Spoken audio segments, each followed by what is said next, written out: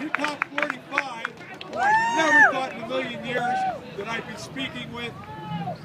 And I know you try to keep things secular and everything else, but I do appreciate everything that you're doing. Oh, watch out for that, Mike. Oh, wait. Listen, does anybody here have a 2-liter bottle of soda pop? I got 24. Oh, no, put that away, put it away, put it away. Taking the ammo with me, Hickock. Hey, Hickock45 here. Hickock! Do a review while you're here. I got a Glock for you. I was afraid you wouldn't recognize me without my earbuds. I better tell you about in case I say something brilliant, I wouldn't want to miss it. But don't expect that. You know, if you are familiar with Hickock45 channel, that I'm mostly a rambler. And I actually have a couple of bullet points so I don't ramble and act like I'm doing one of my radio shows. A little closer? Okay. Anyway, it's great to be here, and I've met so many of you that it's been wonderful. People locally and a lot of people who have come from afar to attend this, as John and I have. Really, really pleased to be here. This is, as I've been saying, one of the most special places I can imagine to do something like this. It's why we're willing to travel up here. I mean, how do you do any better than what's back there? You know, what, 1775? Some guy named George Washington was appointed commander-in-chief of the Continental Army right back there in that building. And about 12 years later, our Constitution was hammered out right there in that building while he sat there in a chair that's still there and oversaw that for that summer of, 1887, I guess. I mean, that's just amazing, amazing to me. And here we stand. Obviously, all those fellows walked around these yards in this area, contemplated what they were doing. And, you know, here we stand, trying to continue that support. You know, oftentimes I'll use the phrase, I know you have too, probably. Well, I know our founding fathers are rolling over in their graves over this, and that's pretty commonly heard, especially the last couple of months and the last 4 or 5 years, right? Well, I'm not sure that's true. I'm not sure they're rolling over in their graves. My guess is they're clawing at it, trying to dig themselves out of there so they can get up here and grab somebody by the scruff of the neck and straighten things out. But unfortunately, they can't do that. That's up to us. You know, I'm a teacher, at least I was. Well, I had the title of teacher. I don't know how much of a teacher I was always, but I taught for 29 years. And retired yesterday, actually. And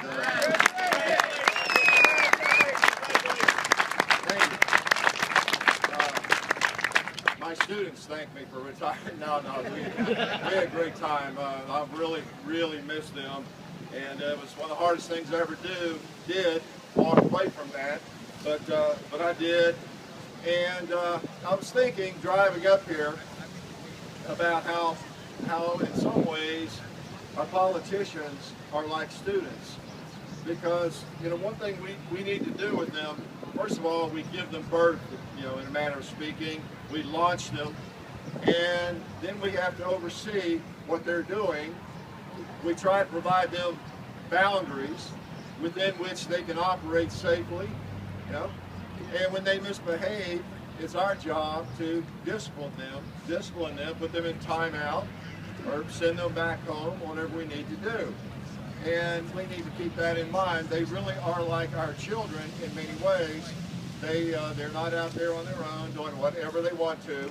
They are more like young children. And we have to remember that we are responsible for what they do. And we've got to hold them accountable, don't we? But we like to let them think they're in charge, but they're really not, unless we let them be. A couple of things, again, as a teacher, I want to be constructive. We've had some great speeches and some folks that you know, just made wonderful points. We all are able to make wonderful points now. I think all of us have become much better educated about our rights in the last few months, out of necessity, if we have not, right? And we can speak to the facts. The facts don't lie. We know the reality of how many people lose their lives through firearms or cars or swimming pools. And there are, of course, a segment of people in this country who don't care what the facts are. Their lives are emotion-driven. But we know the facts. We know the facts. We've got to do the right thing. Some things we need to do, I look at it as a short-term goal and long-term goal. Short-term, we've got to be ready, you and I and everybody you know who's involved in this fight, to be activated, to get motivated quickly. Whenever there's another incident, and we know there will be, as long as there are gun-free zones, they're going to happen. That's just human nature. We've got to get rid of the gun-free zones. I mean, that's the craziest thing I can think of. I've worked in one for 29 years, so I'm an expert.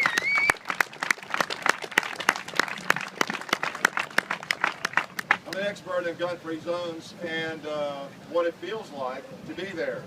And some of you too, you know that feeling when you might be a confident person, a confident person, someone who is very responsible with firearms, and yet you find yourself in an environment where you're just not allowed to have one, and it's not worth the risk going to jail.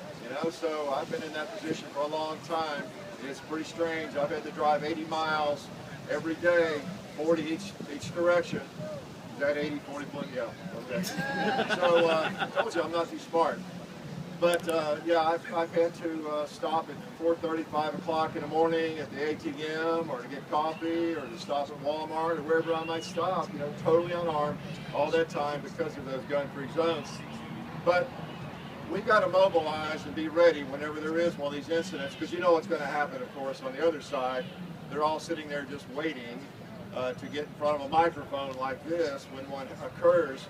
We've got to be ready to write, call, email, scream, whatever it takes, make ourselves heard, make sure that we are continuing to stay in touch with our representatives, our senators. We've got to be there and not give that up. It is not over. We know that. And we've got to be ready to mobilize instantly to let them know, yeah, we know that happened in wherever, North Dakota, Texas, Florida. It's going to happen. There's a wacko out there right now sitting in his basement who feels mistreated, who wants to get even with the world for whatever reason. It will happen. We know that. And that's the price of freedom, though. Nobody here, I don't imagine, wants to live in a police state. I don't. I'd rather risk being shot every day than live in a police state. So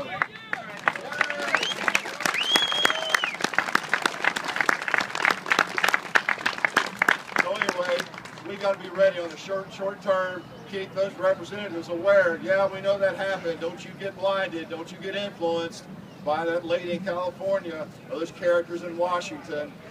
Just keep the faith. On the long term, we've got to be working on that too.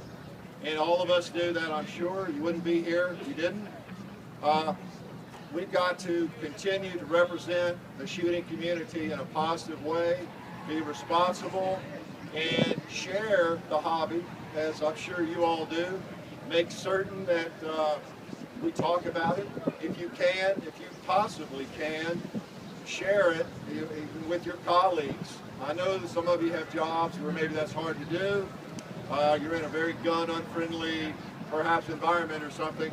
But if you possibly can, that's part of representing the shooting community, I think, in a positive way. I've always tried to do that. And, I've been a teacher for a long time. I've been in a private education, so it's a little different. But I've never hesitated. I worked in publishing. In fact, a publisher right up here in Philadelphia. I was in the field. But I recall having a conversation at, I think it was Bookbinders or some restaurant here one day years ago with some folks that I worked with, and they made some crack about, yeah, you're in Tennessee, huh? Yeah, you got a gun rack in your pickup truck? They thought I was in the publishing world. Ooh, yeah. They thought that was a joke, and I wouldn't even have probably owned a pickup truck. Well, I said, yeah, actually I do. And it's the most convenient way to carry a shotgun or a rifle in a pickup truck, unless you have extended cabs. This is back before those were so popular. It's just a regular cab. And if you know what I'm talking about, a fishing rod or a long gun, there's no place to put it really conveniently. So I had to educate them a little bit right there. And they knew me. And hopefully everybody here has that going for you too. Your colleagues, your friends, acquaintances, your wife's friends who maybe don't know you all that well, but they know you're a good guy, you're a good gal. And then when they find out that you have guns or you are involved in a shooting hobby, then the wheels have to turn. Maybe if they thought guns were violent and bad and evil, well, Rodney's got a gun, he's a good guy. You know the drill. And we just win the hearts and minds little at a time that way. So we got to represent shooters well. I'm going to try not to ramble, that's why I make notes for a change. I usually don't, but I didn't want to get off track. Last thing, teachers, as well as anybody, know that there's nothing more tragic than some of the things that have happened. I teach in taught, I just get used to using past tense. I taught in a really nice school with pre-K through 12. I've taught all levels, basically 6 through 12 at various times, but mostly in the middle school, 7th, 8th graders, 6th graders. And if you ever wonder why I'm crazy, there's the answer, right? Well, they're crazy too, and I out-crazy them. That's how I survive so long. But when I see those little kids in the cafeteria, I've talked about this in a radio show. Y'all, many of you have children. I've met a lot of your children here today. Some of you watch the videos. In fact, I specifically told 2 or 3 of you to make sure you applaud when I said something that sounded stupid. Yeah, there's one right there. But I mean, they're just so cute. Those kids are just so cute, and I watch them walk through the cafeteria. The little 1st graders, 2nd graders, when we're over there eating with the older, more troublesome kids, and you just. When I think of Sandy Hook, I mean, it just chokes you up. I mean, you just can't stand, it's unthinkable, isn't it? It's unthinkable. And because we all know guns. We know what firearms do. That's what they're designed to do. It's why we have them. It's why we have a Second Amendment. But we know the damage that they do, and it just is unthinkable. However, all of us, I'm sure, base our lives on logic, because we're shooters, we're gun owners, we're supporters of the Second Amendment. That's why we're here, and we don't let that jeopardize our freedom. We can't let that jeopardize the Constitution.